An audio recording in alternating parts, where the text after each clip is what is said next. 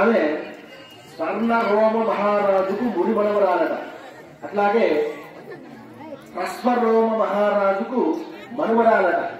అట్లాగే జనక మహారాజుకు పుత్రిక కాకపోయినా పుత్రిక కన్నా ఎంతో ప్రీతిగా పెంచుకున్నాడు అని ఆ యొక్క యాజ్ఞవల్కి మహర్షి చెప్పగానే, అయ్యా మీ యొక్క వంశమంతా కూడా మాకు తెలుసు, ఎంతో గొప్పవాళ్ళు అని ఇరువురు కూడా చెప్పుకుని ఈ విధంగా అడుగుతున్నారు జనక మహారాజు.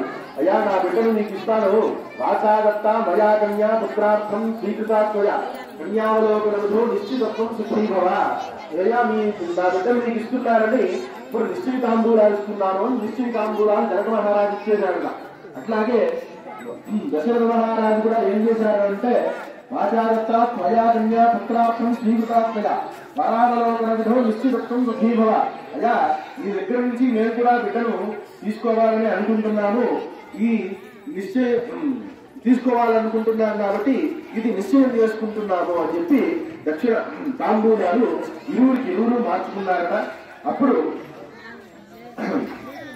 అలా నిశ్చయ తాంబూలాలు అయిన వెంటనే వరుడు బయలుదేరి పెళ్లి మండపానికి, అంటే కన్యాదానం ఎవరైతే చేస్తారో వాళ్ళ ఇంటికి వచ్చారట.